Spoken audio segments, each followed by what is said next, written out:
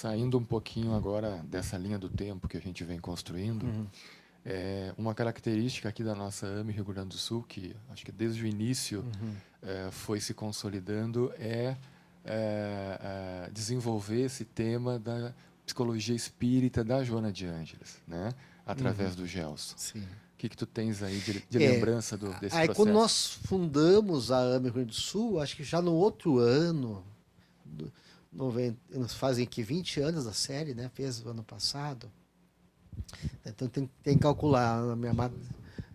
Foi 2002, não me lembro quando foi o ano que o Gelson entrou em contato com o Divaldo com essa proposta. Mas foi no início da AME também, a ideia de fazer um estudo da série psicológica. O Gelson entrou em contato com o Divaldo. O Divaldo falou, daí mandou uma mensagem dada pela nossa irmã Joana de Ângeles ao Gelson, dizendo que ela mesma estaria diretamente intuindo ele, né, e apoiando o trabalho. Aí então, com o aval do Divaldo e com o respaldo da nossa irmã, da nossa querida benfeitora Joana de Anjos, começou a se criar então uma proposta de estudo baseada na série psicológica, que depois foi sendo ampliada, naquela época era menos volumes. E essa também iniciativa partiu do Rio Grande do Sul. Né? E aí, o primeiro grupo foi aqui em Porto Alegre, depois com o casal Sinotti, né? A Iris e o Cláudio Sinotti. Foi colocado na Mansão do Caminho, nós encaminhamos, o Gelson encaminhou todo o material, as apostilas para o Cláudio Sinotti. E aí eles botaram também na Mansão do Caminho, já também tinha depois Curitiba também, com o Marlon, né? Os grupos foi se espalhando por todo o Brasil. Aí o Divaldo nos convidou para fazer o encerramento da primeira turma lá na Mansão do Caminho, na Bahia. O Cláudio Sinotti aí nos convidaram para eu, Gelson, estar lá presente fazer a aula de encerramento. Eu falei, olha, Gelson, eu só acolhi, a AME só acolheu a tua proposta, foi a gestor, né? Mas quem idealizou foi você, então não tem por que eu ir, vai você. E aí nos representando, né? A AME Rio Grande do Sul. E aí o Gelson fez a aula de encerramento da turma, da primeira turma lá na Mansão do Caminho. E fizeram um seminário também, ele e o Divaldo, sobre a série psicológica. E o Gelson chegando lá na Mansão do Caminho, o Divaldo disse, olha, Gelson, eu não vou falar. Eu quero escutar você falar, porque eu quero também entender o pensamento da Joana. E o Gelson, mas Divaldo, eu preparei assunto para meio seminário, porque outro seminário é teu, e o povo está te esperando, né? Quer te ouvir falar. E eu não tenho condições de desenvolver todo o espaço, porque eu não preparei. Aí o Divaldo, então tá. Então o Divaldo também falou, né? Então os dois apresentaram um seminário em conjunto sobre a série psicológica lá. E aí o Divaldo começou também a incentivar, a fazer reuniões com os grupos que já estavam formados. E hoje nós temos o grupo de estudos em praticamente espalhado por todo o Brasil, no exterior, e agora a FEB, a Federação Espírita Brasileira, também está iniciando um trabalho lá com o auxílio do Daniel, lá da M Brasília, Tiago da M Planalto, com orientação do Gelson, um grupo de estudo também lá em Brasília, junto à FEB, da série psicológica. E só também ressaltar, né, Paulo, nessa história, que em 2015 houve o falecimento da doutora Marlene Nobre, em janeiro, que nos pegou de surpresa. A gente já sabia que ela tinha uma insuficiência cardíaca grave, né? Mas nós não esperávamos que ela ia naquele ano, e nos chegou a notícia do seu desencarne. Ela estava na casa de veraneia, em São Paulo. O filho convidou ela para voltar, ela não quis voltar naquele dia, disse que voltaria no outro dia. Ela acordou pela manhã, teve um pouco de dispneia. O pessoal buscou o remédio dela e ela disse assim, papai está aqui. E ela disse, quando ela falou papai está aqui, ela enxergou o pai dela desencarnado. Os pais dela eram espírita, né? Dedicadíssimo, o pai dela, um espírita militante, dedicadíssimo. e aí ele veio recebê-la e ela desencarnou nesse instante. E aí tivemos que, eu era o vice-presidente da doutora Marlene, tivemos que assumir a presidência, e nesse ano foi o Mednesp em Goiás, em Goiânia, em Goiás, Goiânia. E aí foi feito então a eleição na diretoria e acabamos nós assumindo, com o apoio de todos os grupos, que era o pensamento dela, eu não sabia disso, ela já tinha orientado as AMES que gostaria que eu permanecesse no lugar dela. E no próprio velório que houve lá em São Paulo, nós estávamos lá, o nosso querido Roberto Luiz Gilson, ele era o vice dela, né? Antes de mim, ele tinha sido vice dela. Nessa gestão era eu que estava de vice dela. Eu sabia que a dona Marlene queria que você fosse o presidente, então a mesma dedicação e lealdade que eu tinha com ela, tu terás da minha parte, veio, deu todo o apoio, o pessoal me apoiou, né? O pessoal me acolheu, e isso foi muito importante, esse apoio e essa união de todos. E aí, assumindo a AME Brasil, nós deixamos de lado a direção da AME Rio Grande do Sul, que até aquele momento eu era o presidente, e aí assumiu o Paulo, né, Rogério. Foram quase 20 anos, né, Gilson? Sim. Desde a fundação até esse momento. O cara não queria largar o osso, né? Mas 20 anos Lembrando o nosso lar, né? O cara ficou. O governador do nosso lar ficou quase que 1000 anos, né? Na presidência do nosso lar, né?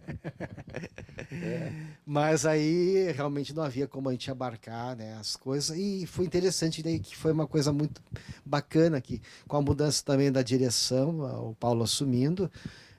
Houve também uma nova reestruturação. Sempre é bom pessoas novas, sangue novo, uma nova abordagem, pessoal com mais energia. E houve uma dinamização aqui da AME, foi muito bacana o trabalho de vocês, tem sido, né, Paulo? E aí também o surgimento da sede, eu ainda estava de presidente quando a sede começou, né? Nós tínhamos feito plano estratégico, te lembra? As bases e o planejamento estratégico foram ainda no final desse período em que tu da minha estavas. gestão, né? E aí vocês depois abraçaram o plano estratégico e desenvolveram ele com bastante eficiência, né? E como tem sido até hoje, a AME Rio Grande do Sul continua produzindo e crescendo cada vez mais, né? E esse período foi um período muito profícuo em que se começou a produzir livros também, né? Estou lembrando aqui um pouco antes desse ano, a série Conectando, através do Carlos, Dorgante, e outros livros começaram a ser Exato, produzidos. começamos pela Fergs, né?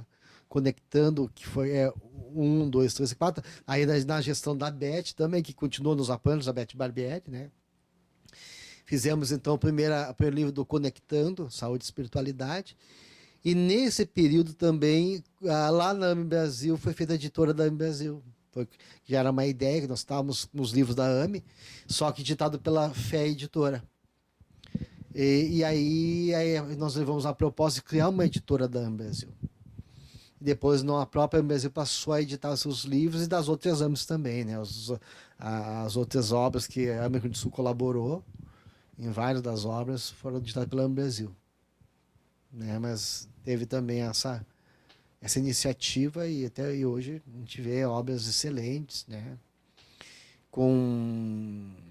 Sendo líder de vendas em todo o Brasil, algumas delas ficando em primeiro lugar, em poucos meses a edição acabando, né?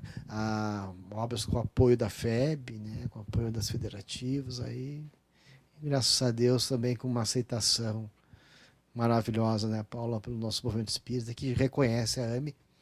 E hoje a AME Brasil faz parte das entidades especializadas junto à FEB, né?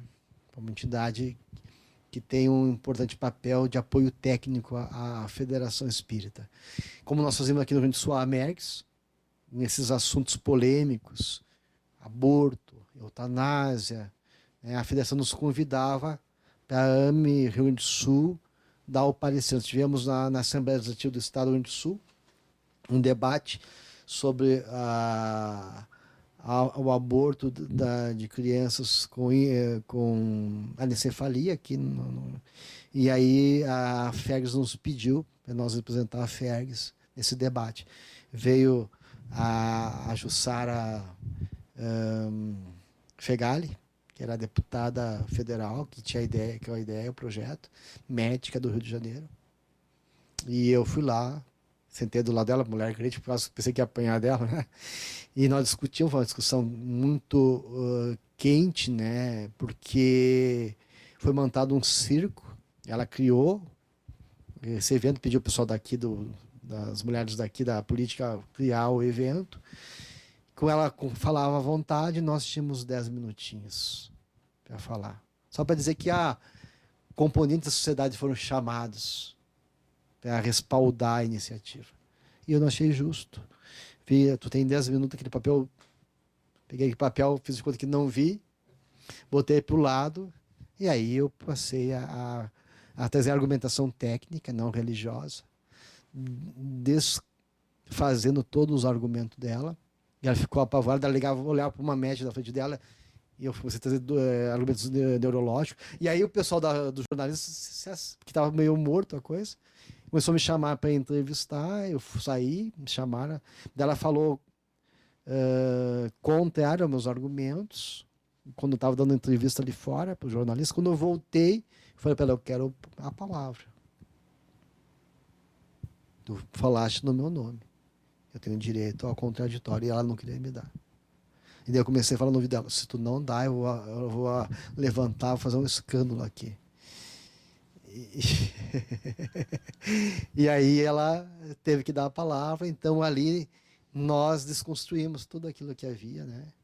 E assim também a Brasil várias vezes participou lá no Senado, que havia os debates lá sobre aborto, esses assuntos da área da bioética. A FEB também nos convidava, o Dr. Marlene teve lá, a Ervênia falando, defendendo, advogando em favor da vida, né, contra o aborto. E há pouco tempo, acho que no ano passado, a AME Brasil lançou um livro justamente sobre esse tema. A doutora Marlene já tinha escrito sobre os anencéfalos, Isso. né? E esse assunto continua em pauta e essa luta continua. É uma das bandeiras das AMEs, né? A bioética, né? A defesa da vida. É uma coisa que a doutora Marlene sempre pautou, incentivou as AMEs, foi uma grande guerreira, uma grande defensora da vida, conforme a orientação do próprio Chico. E hoje nós continuamos o legado que ela deixou na defesa dos mais fracos, né? A sociedade, ela é reconhecida seu valor pela sua capacidade de defender os mais fracos. E os mais fracos são as crianças que não têm voz, os velhinhos, né? E a gente, como uma instituição que tem essa consciência do nosso papel, estamos aí em defesa, então, das crianças que não nasceram. Eu acho que agora a gente pode agradecer de novo a tua vinda, esse depoimento, né? Tenho certeza que vai reavivar muitas memórias desses colegas, dessas pessoas todas que participaram ao longo dessas 2 décadas dos eventos, né? E são alegrias que superam em muito as dificuldades e as contrariedades dessa trajetória. Muito obrigado, Gilson, pela lembrança. Eu que agradeço, Paulo, o convite de poder trazer um pouquinho das memórias, desse panorama, né, geral do que foi a AME até hoje, até os dias de hoje. E também agradecer a todos os colaboradores, desde lá da fundação, dos colegas que começaram e permanecem, outros que transitaram pela AME, deram sua colaboração e não puderam continuar junto conosco, e a equipe que está se renovando, os colegas atuais, essa união, essa família que nós constituímos, esse amor fraterno, esse empenho de todos os colegas.